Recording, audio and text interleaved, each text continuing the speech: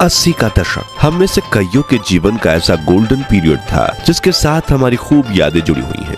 ये वो दौर था जब आमदनी कम थी लेकिन खुशियां ज्यादा थी, सुविधाएं कम लेकिन सुकून ज्यादा था, परिवार में लड़ाइयां कम एकता ज्यादा थी, रिश्तेदार भले ही मीलों दूर रहते थे लेकिन रिश्तों में नजदीकियां ज्यादा थी, मोहल्ले में सिर्फ 1 या 2 घरों में ब्लैक एंड व्हाइट टीवी हुआ करती थी लेकिन उसमें रामायण देखने पूरा मोहल्ला इकट्ठा हो जाता था, शाम के खाने का पता भले ही ना हो लेकिन घर आया मेहमान भूखे पेट नहीं जाता था, फिर चाहे वो समधी हो या भिखारी बाबा, भूखे को निवाला खिलाना जिम्मेदारी माना जाता था। कहते हैं कि गुजरा जमाना लौट कर नहीं आता, लेकिन हम कुछ पलों के लिए समय के पीछे जाकर उस जमाने की यादों को जरूर ताजा कर सकते हैं। और आज के इस खास पेशकश में हम आपको ले चलेंगे समय से 4 दशक पीछे और दिखाएंगे 80 के दशक के भारत की वो तस्वीर जिसे आप देखकर कहेंगे कि वाह, उस समय का भारत कितना सुनहरा था, जिसने तरक्की की सीढ़ियां चढ़कर आज दुनिया में अपना नाम रोशन किया है। हम उस दौर के लोगों का रहन सहन, कमाई, महंगाई और कुछ ऐसी दुर्लभ तस्वीरें देखेंगे जो आपकी आंखों में खुशी के आंसू के साथ चेहरे पर बड़ी मुस्कान ला देंगी। तो चलिए चलते हैं इस सुहाने सफर पर। ग्रामीण जीवन 80 के दशक में भारत के ग्रामीण इलाकों में कुछ ज्यादा बदलाव नहीं आया था।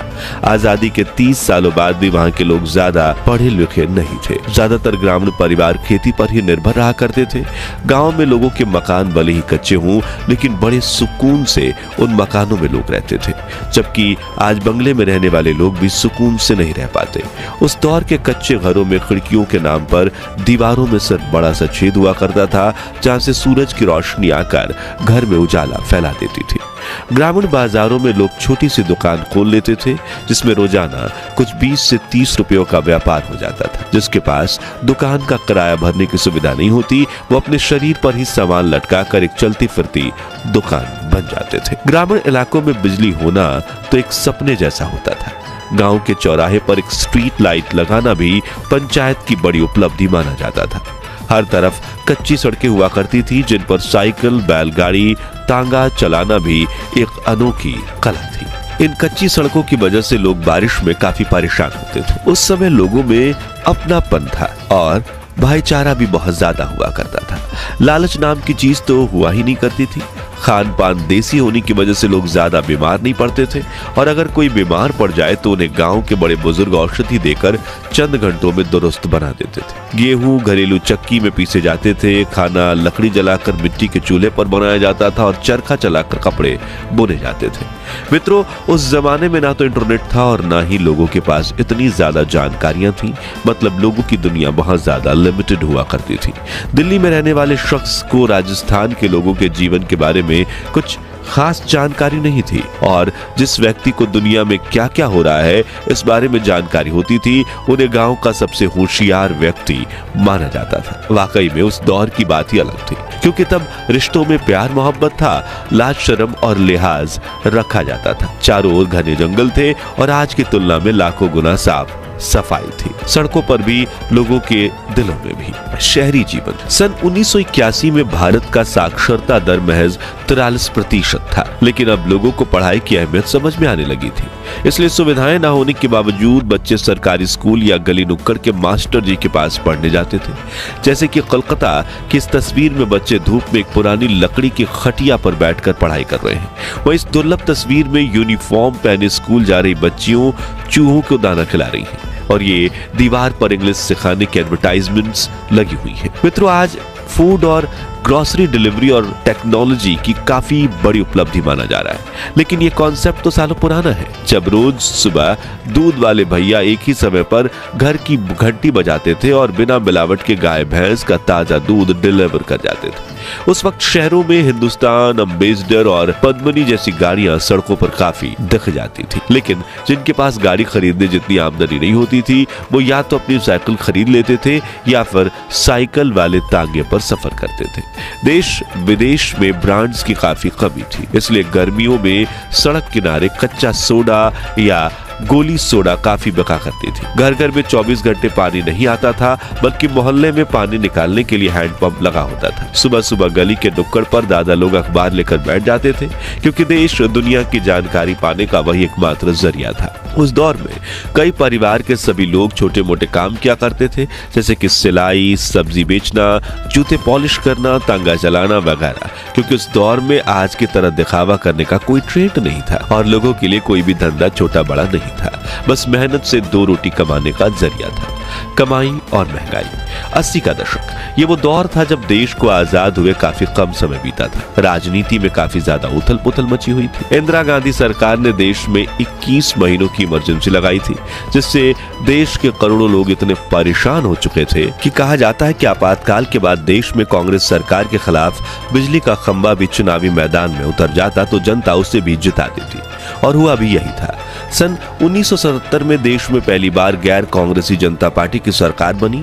मोरारजी देसाई, जगजीवन राम, चौधरी चरण सिंह समेत पार्टी के कई नेताओं में प्रधानमंत्री बनने को लेकर तकरार होने लगी और इंदिरा गांधी भी संसद में अपनी वापसी की तैयारियां कर रही थी।